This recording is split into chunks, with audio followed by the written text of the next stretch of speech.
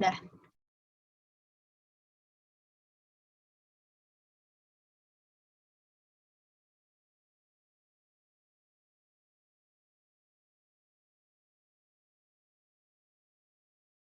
Alhamdulillah baik.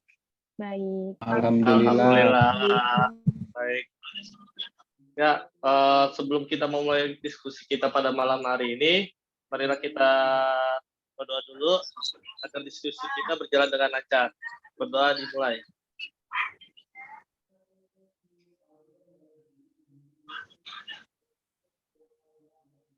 Ya, berdoa selesai. Ya, untuk diskusi kita malam hari ini yaitu kita untuk mendiskusikan isu yang ada di pemerintahan kita. Sebelumnya, saya sebagai moderator, yaitu Dani Agus Wahyudi, dan ada teman saya yaitu nanti ada Mas Lili Wijayanto,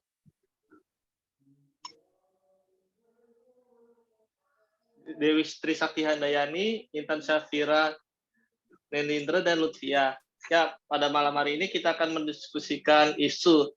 Bagaimana dari teman-teman, ada yang punya isu yang tentang pemerintahan di sekarang ini?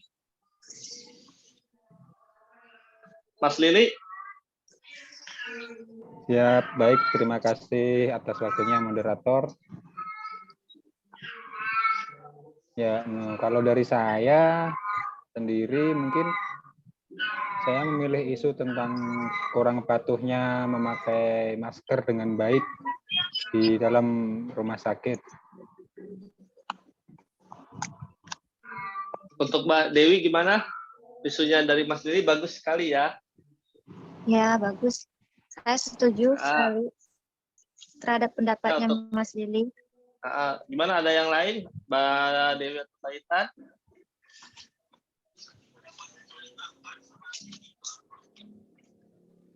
Atau mau dari Mbak Intan dulu?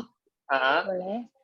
Isu dari saya kurangnya etle atau elektronik tilang, kurangnya efektivitas pada elektronik tilang di Indonesia ini.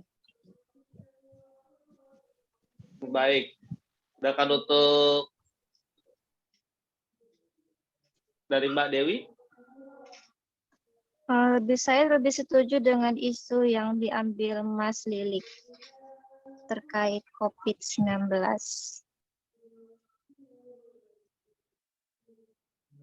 Ya, untuk yang Mbak Lutfia, bagaimana?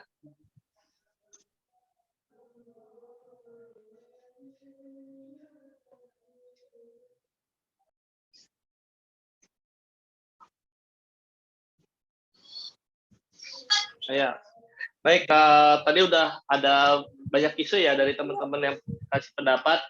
Nah, isu itu pada bagus semua. Dari isu tersebut, dampak yang paling besar yang akan kita rasakan seperti apa? Misal dari dampak pandemi COVID-nya, sama dampak dari tilang elektronik. Ayo, Apep. Kalau misalnya memberikan dampak pada COVID-nya, bagaimana Mas Lili? Dari isu yang Mas Lili ambil.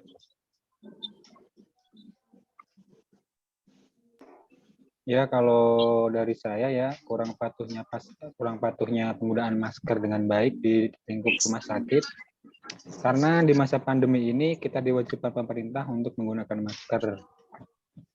Akan tetapi di lingkungan rumah sakit kita sendiri masih ada saja yang tidak mematuhi protokol tersebut. Masih ada yang tidak benar memakai masker, bahkan ada juga yang tidak memakai masker sama sekali. Karena memakai masker menurut saya adalah protokol kesehatan yang paling mudah dan ringan untuk menghambat atau mencegah tertularnya virus COVID-19. Ya, apalagi sekarang masih meningkat ya Mas Lili ya, COVID-19 ya, belum bisa dikatakan hilang dari dunia. Ya, apalagi sekarang ini dengan varian terbarunya sangat mudah sekali untuk tertular, Mas. Jadi baiknya kita memang harus memakai masker dengan baik dan benar. Ya, baik. sedangkan untuk Mbak Dewi, untuk dampaknya bagaimana? Tadi kan Kalau sama karena menurut kurang saya, patuhnya. yang dari Mas Lilik tadi kan terkait kurangnya kesadaran masyarakat menggunakan masker. Selain itu, masyarakat juga masih suka tidak menjaga jarak sehingga penyebaran COVID-nya masih menyebar. Terus ditambah masyarakatnya masih awan terkait vaksin karena vaksin itu masih ya bisa dibilang kayak dibilang kata mereka itu nggak ada COVID-19, jadi nggak perlu vaksin gitu. Ya, bagus sekali ya untuk dampak-dampaknya. Tadi udah disebutin dari Mas Lili dan dari Mbak Dewi. Sedangkan yang tadi, isu yang tadi yaitu tilang elektronik yang disampaikan oleh Mbak Intan. Nanti untuk dampaknya bagaimana, Mbak? Untuk dampaknya masih banyak, walaupun udah diadakan elektronik tilang, masih terdapat beberapa pengendara yang melakukan pelanggaran di jalan raya, terutamanya tidak menggunakan helm, atau yang plat ganjil tidak di waktu ganjil, plat genap tidak di waktu genap, di jalan-jalan yang memang diwajibkan ganjil dan genap. Iya, apalagi sekarang untuk di Jakarta sudah dibatasin ya wilayah ganjil dan genapnya. Khususnya untuk kendaraan mobil, sehingga kita yang mempunyai kendaraan pribadi mobil mau bergerak pun sekarang nunggu waktunya jam dibuka.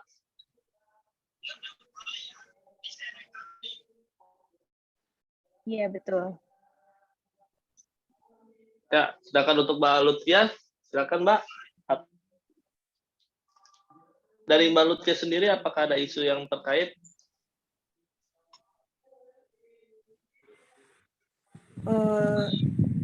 Saya rasa isu yang itu tentang kepatuhan masyarakat terhadap protokol COVID-19.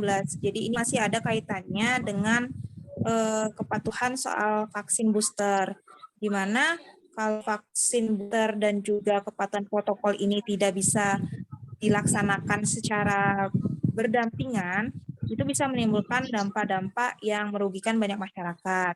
Contohnya itu seperti tingginya tingkat COVID-19 gitu kan, dengan tidak menjaga jarak dan tidak mematuhi protokol serta tidak mengikuti kegiatan vaksin yang disediakan oleh pemerintah, itu bisa menambah angka masyarakat yang positif COVID seperti itu. Jadi ini isu yang mendasar sih yang terjadi di Indonesia. Pentingnya kita untuk mengembangkan isu ini agar diharapkan nantinya masyarakat mampu menjaga dan menjadikan generasi-generasi berikutnya itu menjadi generasi yang sehat. Jadi cukuplah tahun-tahun sebelumnya kita terkena COVID dengan tingkat COVID yang tinggi gitu. Diharapkan nanti ke depannya bisa menjadi lebih baik lagi seperti itu. Ya, apalagi sekarang untuk pemerintah mewajibkan untuk masyarakat untuk vaksin booster yang ketiga, vaksin yang ketiga.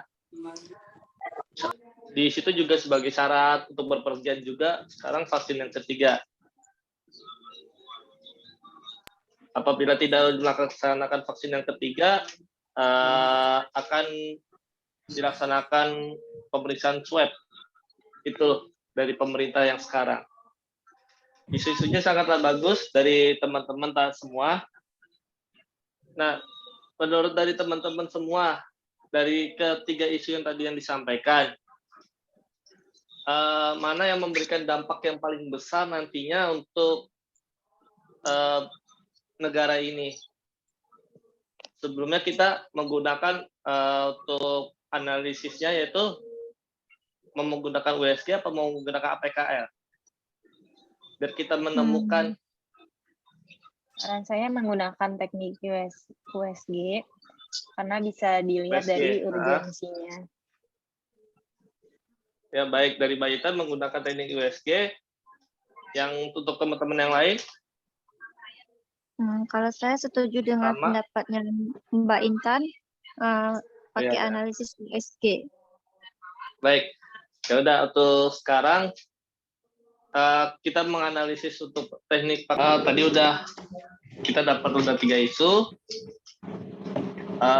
Kira-kira isu yang paling dominan di antara teman-teman yang mana?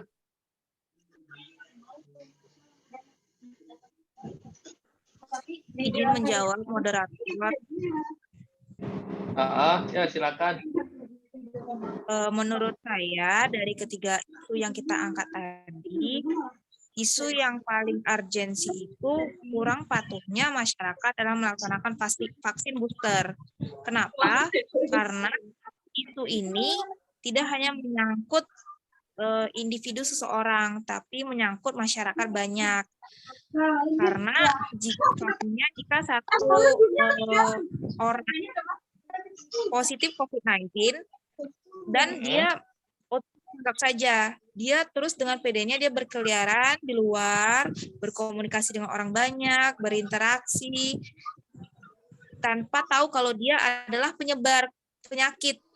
Nah, pada saat itulah dia menyebarkan virus-virus yang mengakibatkan tingginya tingkat COVID. Jadi ini menurut saya tingkat urgensinya itu poinnya 5. Ya. Untuk dari yang teman yang lain? Ini dari Mbak Lutfia tadi untuk tingkat urgensinya 5. Kalau saya sih setuju dengan pendapat Mbak Lutfia.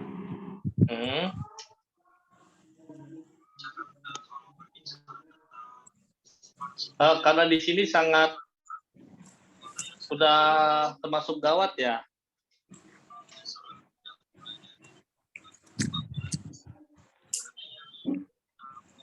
Terus untuk serius, terus untuk seriously-nya?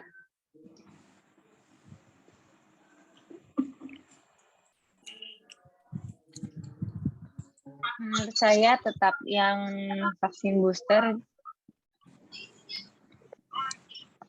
adalah isu yang perlu kita perhatikan saat ini.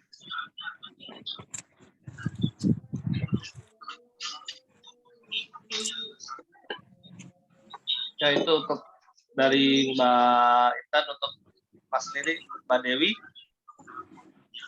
ada pendapat yang lain?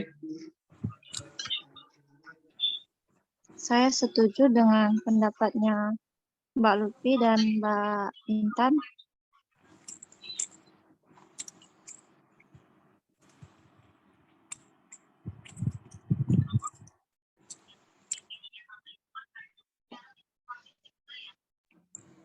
Ya, emang kalau misalnya kita vaksin booster, emang harus segera kita tanganin. Dan itu akan memberikan dampak yang lebih besar untuk nanti ke depannya. Baik, untuk sudah kita tetapkan ya. Ini prioritas dari isu ini yaitu kurangnya kepatuhan masyarakat ya dalam vaksin booster berarti ya. Ya, untuk dari teman-teman, adakah gagasan kreatif dan solusinya agar masyarakat itu mau melaksanakan vaksin booster dari pemerintah?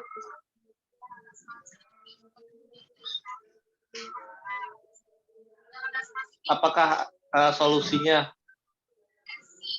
Kita tahu kan masyarakat kan karena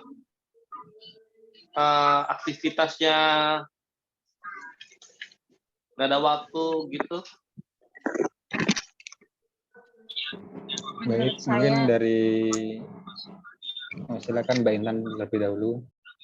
Baik, Ya. Menurut saya untuk vaksin booster biar efektif lagi, kita harus mensosialisasikan kepada masyarakat betapa pentingnya vaksin booster.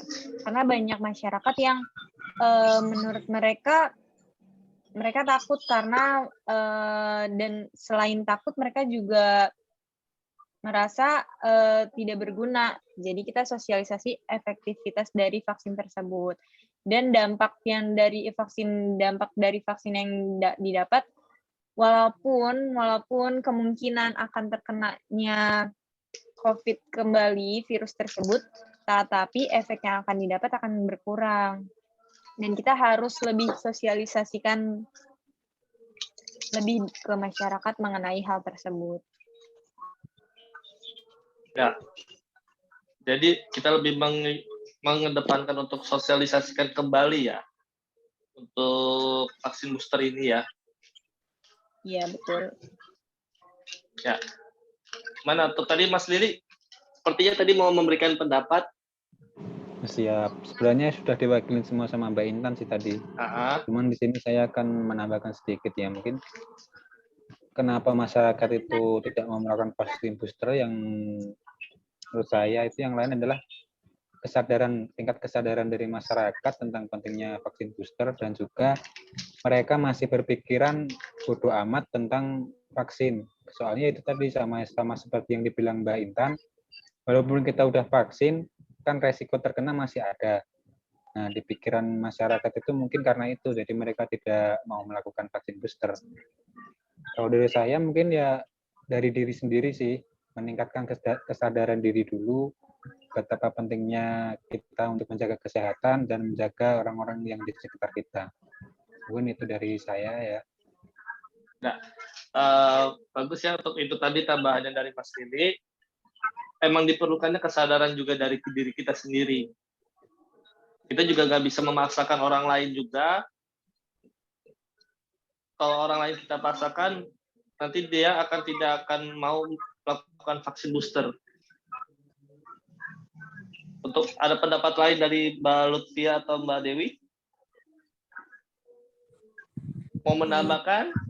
Atau mau sharing soal yang di ruangan? Atau yang kejadian di sekitarnya?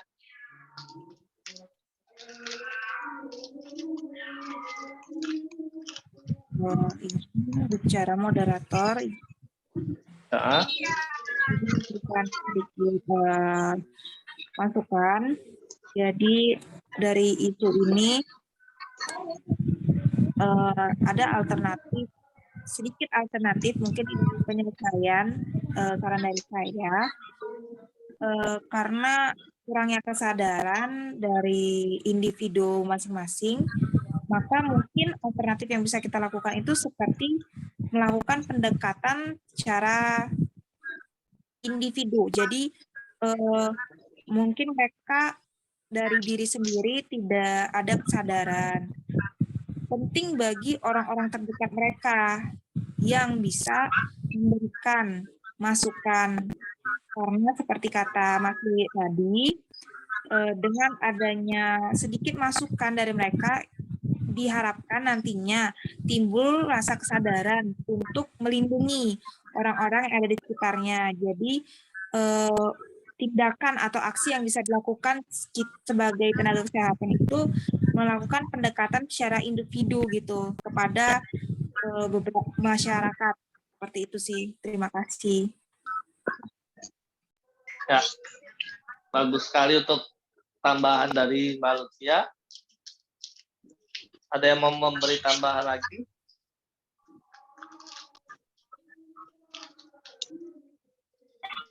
Untuk Mbak Dewi, memberikan tambahan?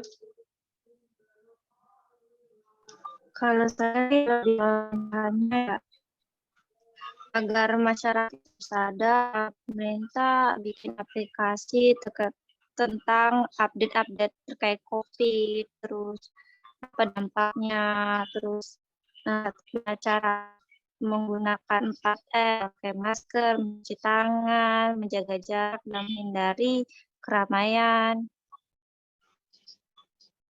Kan Jakarta kan itu kan udah kota yang udah maju ya. Seharusnya pemerintah juga kayak bikin itu aplikasi update, jadi masyarakat itu tahu tentang COVID itu gimana ke depannya. Terus sampai sekarang masih ada tuh gimana di situ sih. Cuman itu aja sih. Ya, terima kasih untuk teman-teman yang sudah memberikan pendapatnya dan solusinya untuk nanti ke depannya kita menghadapi masyarakat yang belum mau melaksanakan vaksin booster ini. Sebenarnya target pemerintah itu sebenarnya di tahun ini semua masyarakat sudah tervaksin, tapi kenyataannya karena masyarakatnya kurang peduli sama beranggapan bahwa dia sudah sehat, makanya mereka tidak mau melakukan vaksin.